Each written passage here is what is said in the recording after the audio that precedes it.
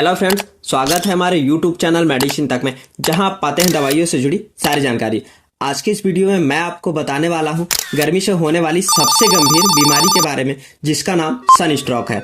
सन stroke को heat stroke के नाम से भी जानते हैं। इसके अलावा आम बोलचाल की भाषा में लू लगना बोलते हैं।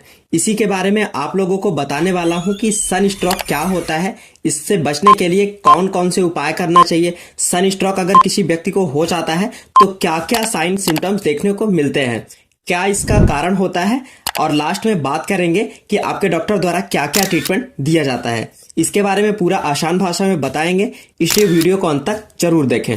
तो चलिए वीडियो स्टार्ट करते हैं। सबसे पहले हम बात कर लेते हैं सन स्ट्रोक के बारे में, जिसको हम आम बोलचाल की भाषा में लू लगना बोलते हैं।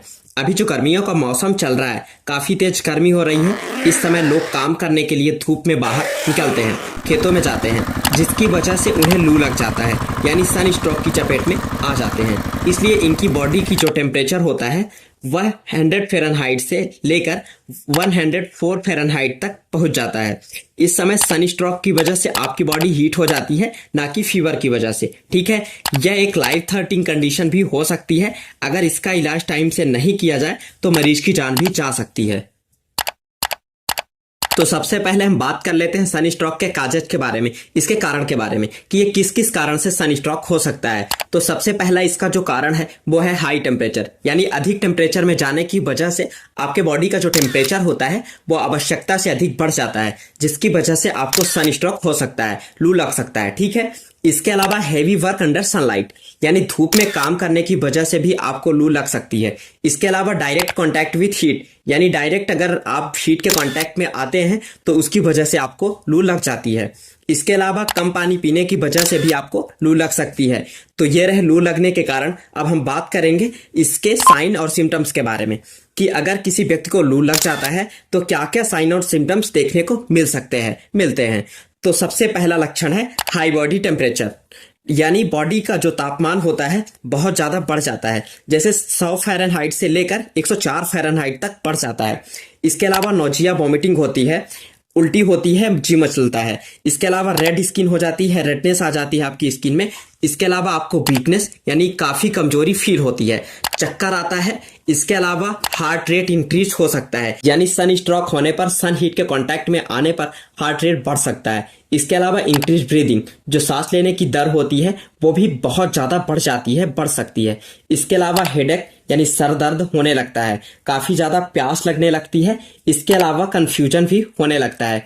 इसके अलावा कई बार सीजर एंड कोमा, यानी कभी कभी झटके भी आते हैं और कभी कोमा में भी चले जाते हैं, और पेशेंट बेहोश भी हो सकता है। अब इसके प्रिवेंशन की बात कर लें, प्रिवेंशन ऑफ सन स्ट्रोक। तो सबसे पहले करना क्या है, अगर आप अल्कोहल ले रहे हैं तो अल्कोहल को अवॉइड करें, अल्कोहल ना लें। इसके अलावा हल्के कपड़े पहने। इसके बाद वियर कैप, अगर आप धूप में बाहर निकल रहे हैं तो कैप पहनकर बाहर निकलें, ताकि आप डायरेक्ट सन हीट से बच सकें। इसके अलावा लिमिट आउटडोर टाइम, यानी बाहर कम से कम निकले। इसके अलावा ड्रिंक मोर वाटर, यानी पानी अधिक से अधिक मात्रा में पिए, ताकि आपकी बॉडी में डिहाइड्रेशन ना हो और आपकी बॉडी हाइड्रेटेड रहे। इसके अलावा लिमिटेड डाइट ले, यानी सामान्य रूप से खाना खाएं, ओवर ईटिंग ना करें। अब बहुत सारे लोगों का क्वेश्चन होता है कि सन स्ट्रोक होता है तो खाने में क्या क्या दिया जाता है, उसके बारे में जान लेते हैं कि क्या क्या खा सकते हैं। तो तरबूज खिला सकते हैं, कच्चे आम का जूस पिला सकते हैं। कच्चे आम का जूस लू लगने पर देना बहुत फायदेमंद होता है। इसके अलावा नींबू पानी दे सकते हैं, नींबू पानी पिला सकते हैं, साथ ही नारियल पानी भी पिला सकते हैं। इसके अलावा अंगूर भी खिला सकते हैं। अब हम बात कर लेते हैं सन स्ट्रोक के ट्रीटमेंट के बारे में कि आपके डॉक्टर द्वारा क्या क्या ट्रीटमेंट दिया जाता है। तो वैसे तो सिम्टम्स के आधार पर क्या क्या लक्षण दिखाई दे रहे हैं उसके आधार पर ट्रीटमेंट दिया जाता है, तो इसको हम बाद में देखेंगे। लेकिन जो प्रॉपर ट्रीटमेंट दिया जाता है, जो कि सबके लिए जरूरी होता है, कॉमन होता है, उसके बारे में जान लेते हैं। तो जिस मरीज को लू लगा है, सबसे पहले उसके पैर को थोड़ा सा ऊपर करें, ताकि उनका ब्लड सर्कुलेशन अच्छे से हो पाए। जहां पर अच्छी हवा लग रही हो उस कमरे में लेकर जाएं। इसके अलावा अगर आपके पास एसी है, फैन है, कूलर हो तो चला दे, ताकि उसकी बॉडी का जो टेम्परेचर बढ़ा हुआ है वो कम हो जाए। इसके अलावा यदि पेशेंट बेहोश नहीं है तो उसको ज़्यादा से ज़्यादा पानी पिलाएं। अगर पेशेंट बेहोश है तो जबरदस्ती पानी ना पिलाएं, उसके मुंह में जबरदस्ती पानी ना डालें। इसके अलावा पेशेंट को कोल्ड कंप्रेशन देना होता है, यानी ठंडे पानी से पूरी बॉडी को पोंछा जाता है। तो इसके लिए पानी लें, उसमें एक कपड़े को भिगोएं और उसकी पूरी बॉडी को पोंछें, ताकि पेशेंट का तापमान जो बढ़ा हुआ है वो ठीक हो जाए। इसके अलावा इस समय पेशेंट का बीपी चेक करेंगे, पल्स चेक करेंगे, ब्लड में शुगर का लेवल चेक करेंगे, देखेंगे कि पेशेंट डायबिटिक है या नहीं। देन ट्रीटमेंट स्टार्ट करेंगे। तो ट्रीटमेंट में सबसे पहले उसको आईवी फ्लूइड देंगे। अब अगर पेशेंट डायबिटिक है तो उसे एनएस दे सकते हैं। अगर वीकनेस लग रही है तो एनएस में एमबीआई डाइल्यूट कर सकते हैं। इसके अलावा अगर पेशेंट डायबिटिक नहीं है तो डीएनएस दे सकते हैं।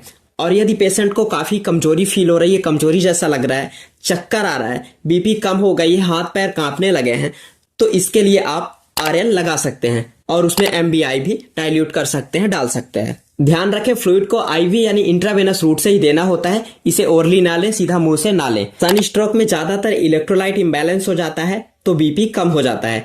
इसके अलावा अगर पेशेंट को सीजर आ रहे हैं, झटके आ रहे हैं, तो उसे क्लोनाजेपाम टेबलेट तुरंत दे सकते हैं। इसे जीभ के नीचे या मुंह में रखना होता है और ये जल्दी से अपना काम करना शुरू कर देता है और झटके आना बंद कर देता है। अब बात कर लेते हैं सिम्टोमेटिक ट्रीटमेंट के बारे में।